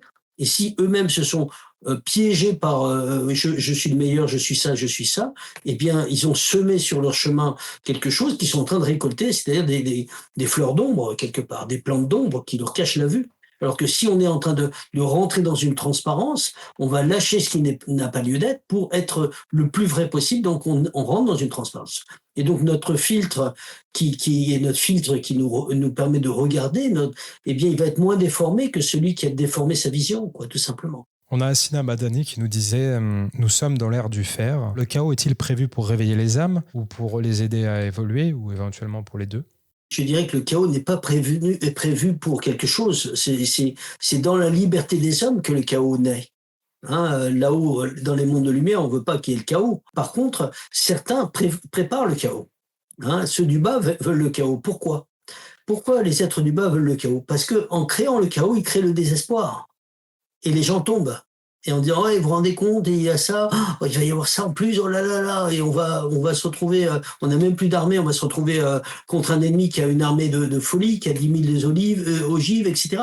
Et on va se retrouver totalement coincé, oh là là, mais on va tous mourir. Et là, on est devant quelque chose qui fait qu'on est attaqué dans nos peurs d'enfants, dans nos peurs de survie, en disant, mais qu'est-ce que je vais devenir? Est-ce que mes enfants vont partir à la guerre? Est-ce que, avec des gens qui sont profondément dans la conscience de ce qu'ils font, même s'ils sont fantasques. Et pour moi, ils savent très bien ce qu'ils font. C'est prévu, c'est fait exprès, tout est organisé au-delà des voies des apparences, mais au-delà. Et vraiment, tout est fait exprès. Même des sujets sur lesquels que l'on voit, on a l'impression qu'ils sont pris en faute. Non, non, tout est organisé. C'est fait exprès pour déstabiliser les gens, voilà. Et ils font exprès pour donner des billes pour que les gens se révoltent. Et ça pousse à la révolte. Et ils le disent. Et on entendait une personne qui s'appelait, bon, j'ai pas besoin de dire de nom, qui disait on est obligé de passer par le chaos. Voilà. Et certains le disaient clairement. Et ils n'en parlent même pas. Et là, on voit un truc qui arrive au mois de septembre, sans donner de date, et personne n'a organisé. Et tout le monde parle de cette date-là qui est tombée comme ça. Alors qu'il n'y avait aucun mouvement qui a fait ça. Donc certains prennent prennent la date d'assaut en disant voilà, je la prends, elle est pour nous, et c'est nous qui l'avons. Non, non. Avant que tu décides, la date a été donnée, c'est dans les médias. Mais qui a fait ça? On voit qu'on prépare cela. Voilà. Ouais. Alors j'insiste là-dessus parce que j'ai entendu Aaron Rousseau qui avait fait une interview juste avant de mourir. Un très grand monsieur, oui. Et quand les gens vont mourir, ils sont pas en train de vous raconter Donald Duck, ils sont en train de vous dire la vérité. Il dit qu'il était en train de parler avec un des fils de chez Rockefeller, et le fils dit ben c'est nous qui avons fait mai 68. Effectivement, moi j'ai entendu des témoignages qu'il y avait des voitures de milliardaires qui venaient nourrir, apporter des vivres aux étudiants, etc. Mais c'était prévu, c'est nous qui avons organisé. Et il explique très très bien. Et donc, il faut savoir que parfois, on a des revers, on a l'impression que l'histoire, c'est ça, mais c'est pas ça. C'est au-delà. Voilà. Et Benjamin Disraeli, l'histoire importante, l'histoire vraie, elle se passe dans les coulisses, pas sur la scène. Aujourd'hui, on nous parle que de la scène. C'est pour nous endormir, tout ça. Ah oui. Des révolutions sous faux drapeau, des révolutions colorées. Effectivement, Asselineau parlait récemment de la règle des 3 L à laquelle on est confronté avec ces mouvements sociaux, bien sûr, qui ont été promotionnés en interne via les médias dominants. Donc les 3 L, le premier L, donc, c'est lécher, ensuite lâcher et lyncher. C'est ce qui arrive avec les Gilets jaunes, avec le mouvement Nuit debout, avec les bonnets rouges et avec tous les mouvements contestataires qui sont apparus comme ça, de nulle part, et qui finalement ont fini aux oubliettes ou aux urgences en fonction du contexte. Mais justement, la peur du lendemain, la surinformation, comment on peut maintenir un esprit clair, un discernement, rester informé tout en s'émancipant de ces énergies-là, parce que j'imagine qu'on ne peut pas non plus faire la technique de l'ermite, partir dans les bois et faire abstraction totalement de tout ce qui est en train de se passer. De toute manière, ça nous touche personnellement. Je veux dire, il suffit d'aller... J'aime pas prendre cet exemple, mais mettre de l'essence dans sa voiture pour voir la douloureuse. Il suffit d'aller faire ses courses et de voir que les tarifs, depuis 2010, depuis l'arrivée de l'euro, on a fait du x10, x15. Et les salaires, eux, n'ont pas augmenté. Tout cela est fait exprès. Tout cela est fait exprès. Et ce que je veux simplement signaler, c'est cela. C'est, comme tu disais, tu parlais d'information, Rudy. La question que j'ai, c'est est-ce que vraiment c'est de l'information ? Je n'en suis pas sûr du tout. Je vais donner un exemple. Un de mes élèves, l'expliquait qu'il était commissaire. Maintenant, voilà, il est hors propos, mais il est hors sujet là-dessus maintenant. Mais il était policier et responsable des journalistes. Et il me disait, il n'y avait qu'une seule chaîne de télé que l'on laissait passer, les autres, on les bloquait. Je vous laisse deviner laquelle, sans préciser laquelle, mais essayez de comprendre qu'il y a une information qui est triée, transformée, adaptée, et que si on veut avoir des informations, il faut voir ce qui se passe en Pologne, dans les journaux en première page, où on a quelqu'un qui est tout en haut du gouvernement, qui est vilipendé, sur le journal ridiculisé. On est ridiculisé partout. Mais l'information ne rentre pas chez nous. Et donc, pour moi, c'est comme si on avait le journal de Mickey. Voilà, pas plus. Voilà les informations. On nous donne le journal de Mickey parce qu'on est des petits, on est pris pour des petits, et on nous donne des choses, on nous distille des informations qui sont là pour nous énerver, qui nous donnent... voilà, je vais donner un exemple tout bête, mais je veux pas trop rentrer dans des détails un petit peu, mais voilà, je dirais simplement que dans les médias, de ce qui nous est donné, on a l'impression que, hop, il y a quelque chose, il faut cacher, on voit qu'il y a quelque chose, ils sont en train de cacher quelque chose, mais en fait, celui qui filme fait partie de la bande. Donc ça fait partie aussi du théâtre que l'on nous sert pour exciter et pousser à la révolte. Et c'est fait exprès, mais c'est le but. Et ils veulent le chaos, et quelque part, ce n'est pas, alors j'insiste là-dessus, ce ne sont pas ceux qui sont sur l'écran, sur la scène qui sont importants. Ce sont ceux que l'on ne voit pas, qui tirent les ficelles qui sont derrière. Et ce sont eux qui tirent en disant maintenant on va faire ça. Et qu'est-ce que l'on voit tous ? On voit tous qu'on est perdu. On ne comprend rien.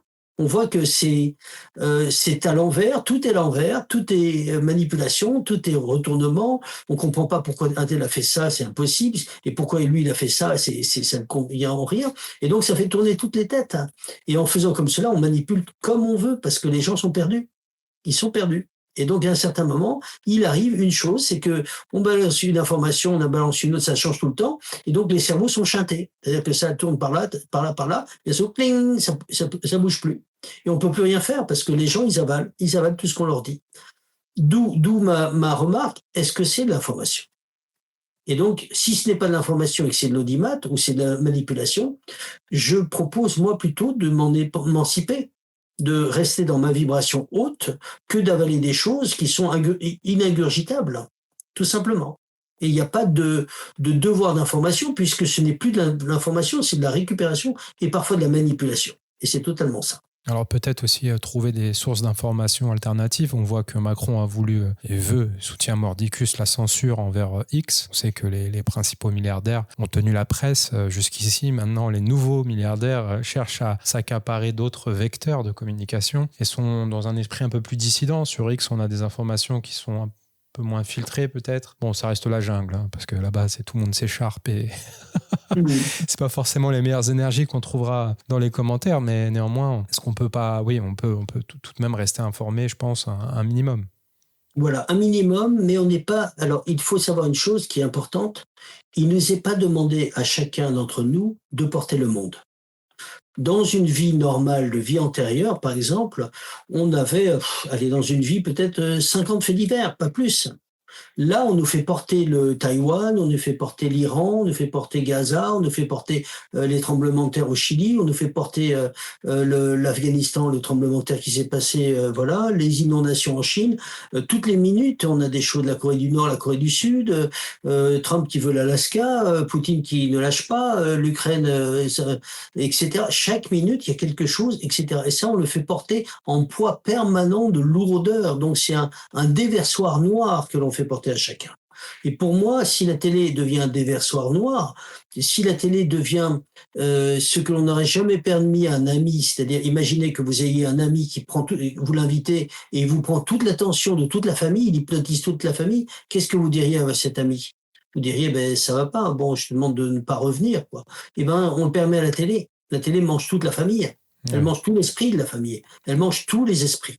Et donc après, qu'est-ce qu'on fait des informations? Vu que c'est pas de l'information, je pense qu'il n'y a pas de honte à prendre du recul et garder notre vibration élevée, parce que tout ça va baisser la vibration. Et même si on va dans les médias, même les médias qui sont un petit peu qui donnent des clés aussi, vu que tout n'est pas vrai, déjà discernement bien sûr, mais prudence. Prudence parce que, bon, on n'est pas concerné par tout. On n'est pas obligé de regarder ce qui va nous énerver quelque part. Et si ça nous énerve, c'est que vous baissez votre vibration. Et si vous énervez trop, vous allez être en colère et vous allez sortir. Et aujourd'hui, cette montée vibratoire, faut pas la louper parce qu'à un certain moment, ça va monter, ça va s'arrêter. Parce qu'il va y avoir un arrêt. Pourquoi? Parce que sinon, les mondes vont se mélanger. On va voir même les défunts physiquement. Aujourd'hui, il y a une arrivée colossale d'êtres de clairvoyants. Il y a des clairvoyances qui s'ouvrent partout, de clairaudience, médiumnité. Donc, il faut discerner, mais ne pas trop chercher dans le noir, dans ce qu'ils veulent créer, parce que c'est pour nous piéger tout ça, pour nous faire tomber. Alors maintenant, ils essaient de dire, tiens, on pourrait pas créer un truc pour les chiens, pour faire une, une taxe sur les chiens. Et puis, oui, alors ils fabriquent des mots, bien sûr, mais c'est pour récupérer de l'argent. Autant prendre les choses au fur et à mesure, mais prendre un peu de recul, c'est pas mal, c'est pas mal. Ça risque de nous sauver. Au niveau des solutions, on va parler d'un nouveau chaos, le chaos affectif, la misère sexuelle, la misère affective que beaucoup de jeunes subissent notamment par rapport aux mœurs actuelles, à la digitalisation dont on parlait tout à l'heure, à la virtualisation du monde, de la rencontre. Qu'est-ce que toi, tu peux préconiser par rapport à ça dans une société où on voit le féminisme et le masculinisme s'affronter de plus en plus sur des principes tous plus ubuesques les uns que les autres? Il y a simplement que on a oublié le temps. On a oublié le temps. On a oublié l'ordre. On a oublié l'harmonie. Et ça, c'est important. Aujourd'hui, on essaie de parler de transmettre la sexualité à des enfants qui ne savent même pas où est passé leur sexe. Ils savent même pas le sexe avec ce que c'est, qu'est-ce que le sexe et comment ça se fait et comment on fait des enfants. Ils savent pas. Et on veut leur apprendre cela alors que ce n'est pas leur monde. Ils sont dans la petite bulle d'enfance qui fait partie de leur progression. Donc on veut leur donner des choses beaucoup plus en amont que leur grandissement. Donc on est en train de les fausser. Et paradoxalement, excuse-moi, on a des chiffres qui nous indiquent que le taux de virginité est de plus en plus reculé. Les jeunes font l'amour à des âges très tardifs maintenant, à 23, 24 ans. Oui, mais pour moi, il y a une problématique, c'est qu'on voit réellement beaucoup de gens qui divorcent parce qu'ils s'essayent. Mais en réalité, quand on rentre dans un aspect où on veut vivre avec quelqu'un, on ne doit pas s'essayer. Voilà, moi j'ai entendu des gens qui étaient en train de se marier en disant bon si ça marche pas, je divorce, voilà, tout simplement, je prendrai quelqu'un d'autre. Et ça fait des gens tristes parce que ils ont essayé une personne, puis après une deuxième, puis après la troisième, et à la fin ils sont comme et ils ont goûté Intermarché, Leclerc et Carrefour, et ils disent en fait là ce truc-là était plus acidulé que celui-là, et celui-là était plus que celui-là, mais j'aimais mieux celui-là avec ça, mais bon, voilà, mais ils peuvent pas avoir les trois produits des trois magasins dans le même. Donc, ils sont obligés de prendre ce qui est. Et à un certain moment, je pensais un petit peu à la phrase. Alors, attention, faut bien comprendre que avant, il y avait une période, ce qu'on appelait les fiançailles. Il y avait un ordre. Et maintenant, les personnes s'essayent. Mais on n'essaye rien du tout. On n'essaie rien du tout, parce qu'en réalité, personne ne se connaît. Donc il y a une attitude où on va, pour moi, s'apprivoiser déjà dans la connaissance. On va pas tout de suite être en position horizontale, on va calmer un peu le jeu. Les choses se passent dans un certain ordre, une certaine montée, une certaine arrivée, Une une certaine connexion. timidité, une Mm. certaine connexion, Mm. un certain état d'esprit. On va d'abord voir l'esprit avant de rencontrer la matière. La matière, tu auras le temps de le faire, t'en fais pas. T'en fais pas. Et voilà, mais les choses sont dans l'ordre. Et donc les fiançailles faisaient partie des choses. On a oublié les fiançailles. On dit, et certains veulent même pas se marier, bon ok, pas de souci, voilà, bon ok, respect, chacun son point de vue, mais il y avait les choses et les choses étaient plus en harmonie quelque part parce que on attendait que l'autre soit prêt, que l'autre soit prête. Il y avait ce que l'on appelle le respect. Et donc les choses se font tout doucement et chacun a le temps dont il a besoin. Et ça, c'est important. C'est important de respecter l'autre. Alors que là, le gars, il peut plus, allez hop, vite, allez, on y va. Et la fille, elle se sent obligée. Alors que parfois la fille, elle veut pas, mais l'autre est là, elle se dit, mais si je fais pas, les autres le font, il va me larguer, quoi. Et donc il y a une peur, et là on est devant des choses qui font que des faits qui font que parfois on a des faux couples. Et qu'est-ce que j'appelle un faux couple? J'appelle un faux couple deux personnes qui ont peur d'être seules. Et donc, ils vivent ensemble, mais en fait, ce sont deux célibataires qui sont en couple. Ouais. Sauf qu'en étant deux célibataires qui sont en couple, qu'est-ce qui se passe? C'est que si il y a une âme sœur qui doit rencontrer l'un des deux, l'autre ne peut pas la rencontrer puisqu'elle est avec quelqu'un d'autre. Donc, elle se piège elle-même son chemin. Il vaut mieux être seul que pas mal accompagné, mais accompagné avec quelqu'un qui ne correspond pas, ou provisoirement. Faussement accompagné. Ouais. Voilà, il vaut mieux parfois être seul, mais au moins disponible à la rencontre avec l'âme sœur. Et moi, j'ai rencontré ça, j'ai vu ça plusieurs fois en clairvoyance. On a vu l'âme sœur de quelqu'un bien avant qu'elle la rencontre, sauf que la personne s'était mariée depuis ou s'était mise en concubinage depuis. Et la personne n'a pas attendu. Et donc, si on dit, bon, j'ai des besoins, donc forcément, je me mets avec quelqu'un, ok, mais c'est un peu dommage parce que peut-être qu'il y a une rencontre à venir que le ciel avait prévue pour toi. Et peut-être que tu es en train de la rater parce que tu t'es mis avec quelqu'un. Et donc, vu que tu es pris, hop, alors que c'était cette personne. Et donc, la surprise a été, et je ne l'ai pas vu qu'une fois, mais plusieurs fois, de voir une personne, une autre élève l'a vu aussi, hein, et des années après, cette personne rencontre, et elle se rappelait la description, elle nous montre la photo, et on dit, c'est incroyable, et je le confirme. J'avais dans ma tête exactement l'image, puisque je vous ai dit, les images que l'on voit en clairvoyance, 30 ans après, on est encore là, et elle montre à l'autre personne qui avait vu, et tous les deux, on dit, oh, mais c'est lui, sauf que trop tard, il s'est mis avec quelqu'un. Ou d'autres qui ont fait des enfants alors qu'ils devaient rencontrer l'âme sœur plus tard, mais ça n'a pas pu attendre. Il fallait qu'ils rencontrent quelqu'un. Alors, rencontrer quelqu'un, c'est facile. Coucher avec quelqu'un, je pense que c'est facile, mais rencontrer l'âme sœur, ben, ça demande harmonie, grandissement, patience. Et quand c'est le rendez-vous, c'est le rendez-vous. Mais parfois, on veut tellement aller vite qu'on va vite, quoi. Donc, on arrête le consumérisme. Il faut être dans l'être, pas l'avoir. C'est pas, voilà, il faut, voilà. Et la mode, il y a la mode. La mode, c'est on doit coucher avec tel nombre de personnes.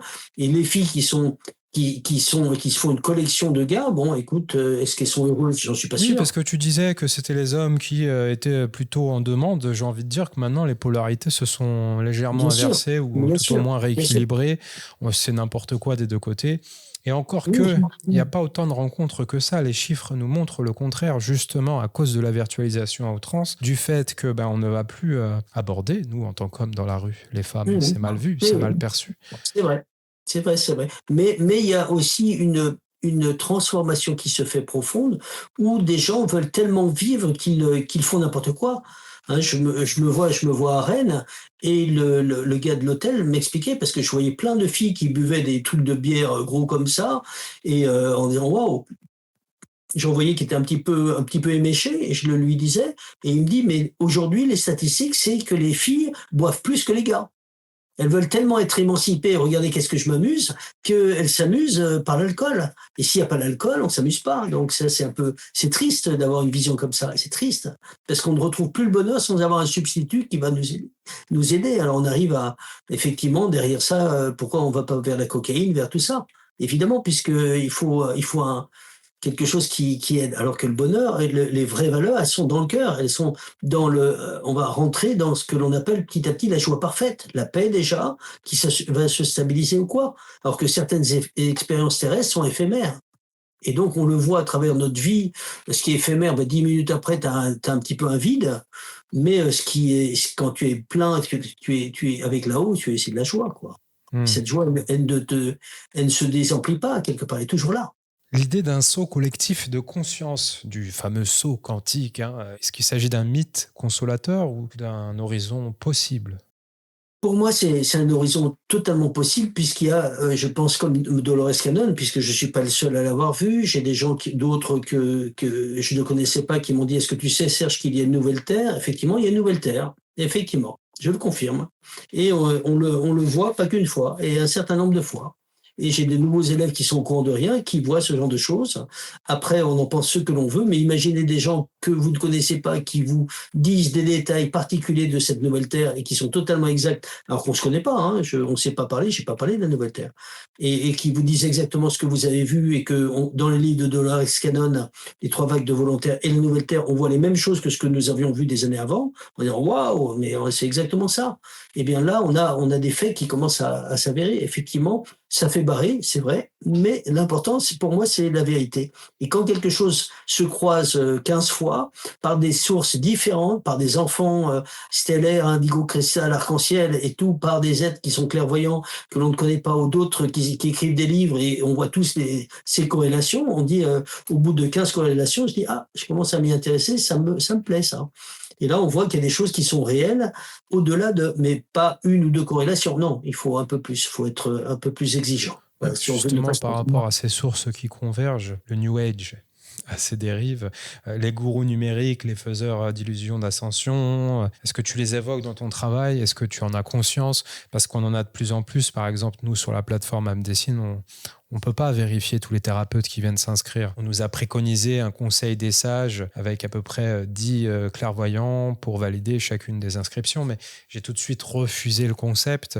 Je trouvais ça trop subjectif et je me suis dit on va mettre en place un système d'avis vérifié le plus possible, si je puis dire, avec une vérification d'IP et d'adresse MAC, plus adresse email, pour avoir des avis objectifs par rapport à ceux qui vont les consulter, les coordonnées visibles, etc., etc. Mais on se rend compte qu'une consultation, quand elle est mal faite, surtout dans le domaine holistique et quantique, ça peut être très dévastateur. Il faut mettre un bémol, il faut peut-être avertir les gens aussi de ce côté-là. Je suis surpris de l'être humain, par contre.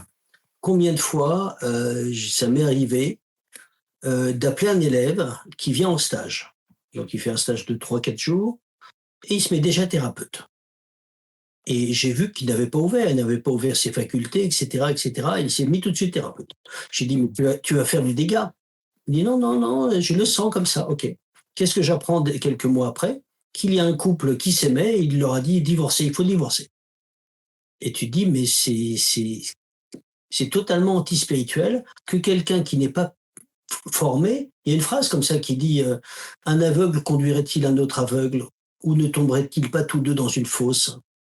Et ces gens-là qui veulent guider les autres et qui sont perdus, comment peuvent-ils vouloir guider les autres? C'est très grave au niveau spirituel de tromper les gens. Il y en a beaucoup qui racontent tout ce qu'ils veulent. Et là, j'ai parmi les livres que j'ai achetés et que j'ai pas eu le temps de vraiment les lire, des choses quand j'ai aperçu en les lisant, je dis oh purée, pourquoi j'ai acheté ça? Je vais mettre ça à la poubelle parce que c'est inacceptable. Et des gens qui disent voilà, je suis ceci, je suis cela. Et beaucoup de gens qui se disent être cela, on a vérifié cela. Quand on est dans la pratique, on vérifie. Et on s'aperçoit que des gens qui se disent passeurs, qui ont fait passer quelqu'un dans la lumière, et quand on a vérifié pour certains élèves, on est allé les chercher en bas. Et la photo a changé. Et la personne de demander pardon.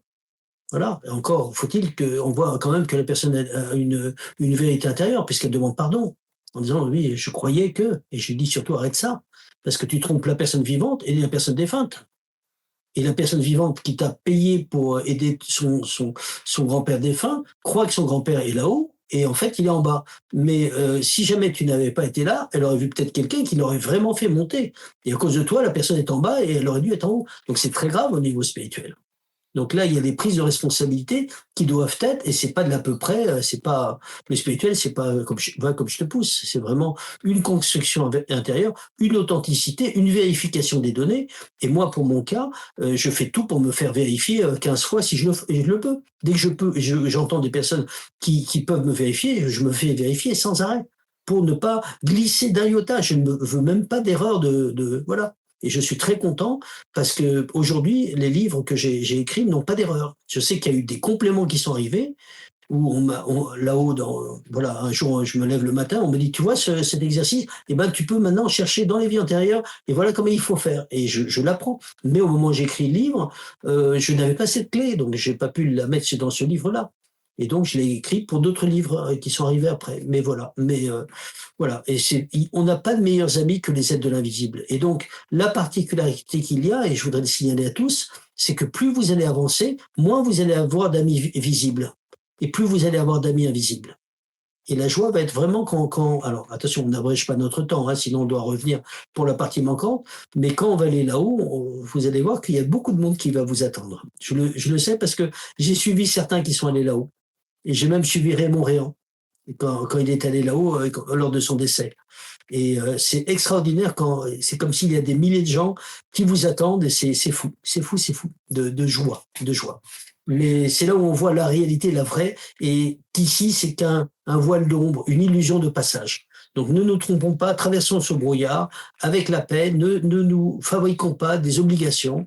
Voilà. Justement, en parlant de ça, tu es un des précurseurs par rapport au voyage astral. Tu as beaucoup parlé de ce phénomène, tu as fait des stages, des ateliers par rapport à cette pratique. Certains avertissent et mettent en garde en disant qu'on peut y retrouver énormément de miasmes, de parasites, qu'on est les 3/4 du temps dans le moyen bas astral, qu'on s'adresse à des entités effectives qui portent des masques. Qu'est-ce que toi tu préconiserais justement, parce que certains voudraient s'échapper de la réalité ambiante si je puis dire. Quand le quotidien est totalement chaotique, on a envie de décrocher du réel, on serait tenté d'être H24 en dehors de son corps. Et c'est pour cela que les guides veulent pas que les gens sortent de leur corps comme ça. Parce que sinon, déjà, on serait à moitié des missionnaires, déjà, la vie est difficile. Mais là, si vous pouvez être dans les mondes là-haut et vous planez, vous éclatez dans les mondes de lumière, vous allez dire, plus jamais je redescends. Je veux pas redescendre. Ouais. Et là, c'est important, cet aspect-là. Alors là, on parle de cela par rapport au voyage astral, Rudy. Mais tout à l'heure, il y a 2 minutes, on parlait des gens qui se mettent thérapeutes en 2 minutes. Ouais. Et c'est exactement pareil. Mon travail me plaît pas, je me mets thérapeute. Attends un peu. Et en général, quand les gens n'ont pas les clés, ils n'ont pas de patient. Puisqu'ils n'ont pas les clés, les guides ne vont pas amener leur patient à cette personne par charité. Ils vont dire, ah tiens, cette personne a les clés, j'amène mon patient parce qu'il peut aider mon patient, mon protégé. Et donc ça, c'est important à repérer. Et pareil pour le voyage astral, il faut pas que on n'est pas descendu pour remonter. On est descendu pour faire une incarnation réelle. Donc il faut vraiment être dans la matière. Alors la technique que j'enseigne, c'est celle de Raymond Réan. C'est effectivement d'envoyer notre ressenti de poids, de pesanteur, et notre corps astral y va. Mais ça n'a pas tout l'aspect ludique de la sortie que j'appellerais classique. La sortie classique, tu as tous les ressentis, et c'est tellement ludique que tu restes dans ta chambre, et c'est un monde en soi. Alors que la sortie de Raymond, elle va pas être ludique du tout, elle va être juste le minimum vital, on peut se voir, donc c'est une sortie. Certains disent que c'est un voyage mental, pas du tout. À partir du moment où on peut voir les autres corps astraux, c'est qu'il y a de la matière astrale. Mais il n'y en a pas assez pour ressentir les doigts qui fondent, les mains qui traversent les atomes du mur, etc., et qui donnent des sensations de folie que j'ai vécues aussi, bien sûr. Mais ce type de sortie va nous permettre de faire beaucoup de bien et aider la planète pour aider la planète dans ce qu'elle nous demande, parce que la planète a beaucoup de demandes aujourd'hui, il faut l'aider. Et en se mettant à disposition de la Terre, qui est un être vivant, on va faire beaucoup de bien.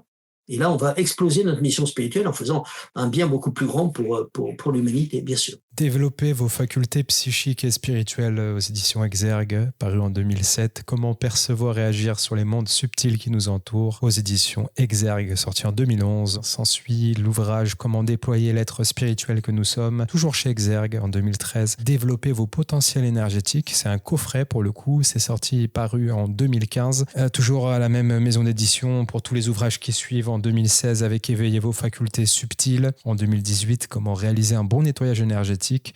En 2020, comment acquérir une bonne protection énergétique. Et le petit dernier, en 2023, comment devenir un être spirituel authentique. Serge Boutboul, merci beaucoup d'avoir été présent parmi nous pour ce début de saison 4. Ça nous fait du bien, ça nous met du baume au cœur. Ça nous permet d'appréhender cette rentrée scolaire, tout ce qu'il y a de plus chaotique. Justement, on a les mots-clés qu'il faut, avec de la bonne humeur et puis surtout de l'entrainte et puis de la motivation pour aller de l'avant. Merci. Est-ce que tu as une actualité éventuellement à nous communiquer pour les mois à venir? Je dirais de faire attention à notre état intérieur.